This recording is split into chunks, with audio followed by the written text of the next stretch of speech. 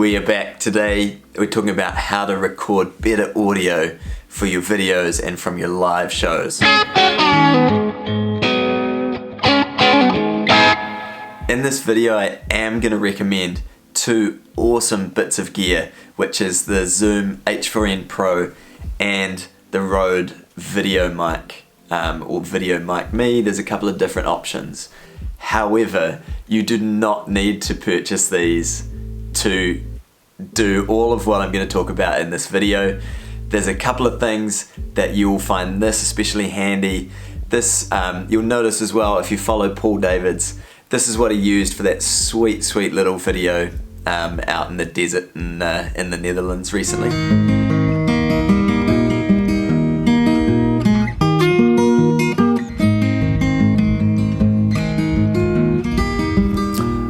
Which is the H4n Pro. There's links below if you want to check them out. Again, you don't need to buy these. I highly recommend them and they will improve the quality of your audio. Alright, so the first thing in improving the audio quality for your videos, especially if you're a solo artist, is to get rid of excess noise, or even if you're a band performing, get rid of excess noise. There's a couple of ways we can do that. The first way is if you're mobile, you can just set yourself up in a good location in the first place. So find somewhere that's out of the wind, that's got not a lot of traffic or noise or people doing stuff. Maybe even record late at night if your flatmates or family is going to be around making a whole bunch of noise. Obviously at night a lot of people are sleeping anyway and the overall noise really drops in the background, so this can be a really good option. Okay, but what if you're live? What if you're playing a show and you want to record it and film it? How do you capture audio? One of the things you can do is when you set up your microphone for recording, this, and when I speak about your microphone, this could be your phone, okay? This could be a dedicated audio mic that you've got. But what we want to do is, if possible, we want to move that as close to you as we can, or as close to your speaker as we can. So let's say we've got your crowd and your audience here, and we've got you performing on the other side.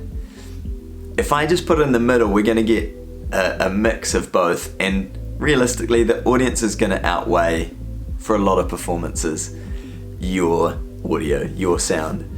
If I put it right up close to you, we lose a lot of the audience, and sometimes if you go too far with putting it too close to speakers and things like that, you can obviously get distortion and an odd sound as well. But if you remember this principle of thinking, how can I move this away from where this extra noise is coming from, you can get much better audio. What I'm going to get you to do is put one that's just going to record the audio close to an amp or close to a speaker, close to the performer, and then put one further away that's going to capture the room and the ambience and the sound noise. And we're going to blend them together afterwards. If you want to upgrade this idea even further, I really suggest using something like the Zoom H4n Pro. The reason for that is these two microphones, two condenser microphones, are going to capture the room audience. They're going to capture that live sound, that live feel that you can blend with. But we've also got two inputs. So out of your desk, you can actually run a direct output, the actual signal, straight into the bottom of here. And now you've got totally clean audio, plus some room noise that we can match together. And I'm going to give you an example that I recorded doing exactly this. So here is just the direct audio playing now. Security that did not see him, they just and then what I'm gonna do is now switch to just the live audio, the room noise, what's picked up.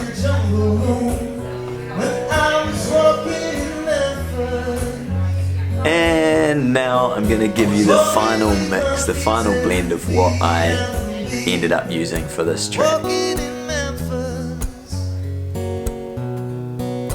do I really feel the way I feel? Okay, so that final mix, that final blend, is mostly the direct output from my desk, the amp, the output, direct signal of guitar and vocals, exactly how I sound through the PA system, into one of these inputs.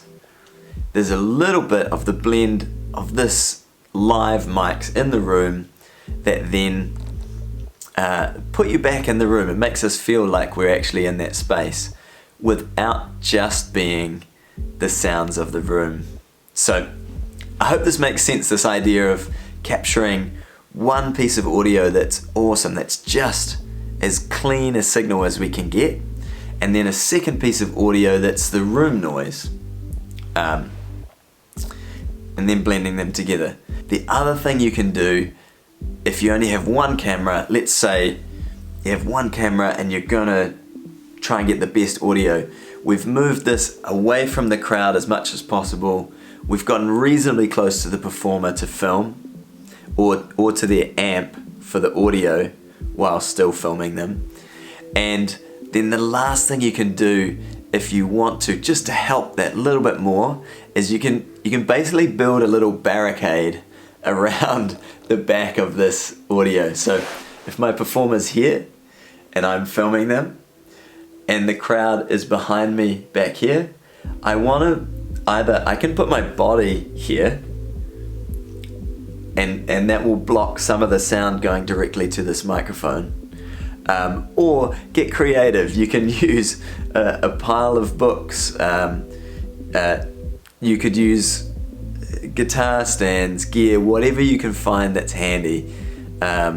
You'll be able to put there, and it'll help block the sound so it's really directional towards the performer. So there's a couple of little tips for you. I know these are simple. I highly recommend getting one of these, which is the Rode Video Mic Me.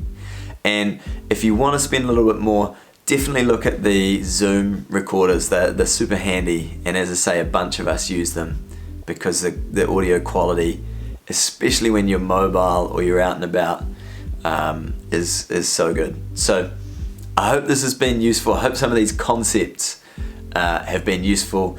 You do not have to buy anything to implement these concepts, and often you may have recording units and things like that at home that you use that will work really well for you. So anyway, this has become another long-winded Tech Tips Thursday. So I hope that's useful. Have a good day. I will see you next week with the next video.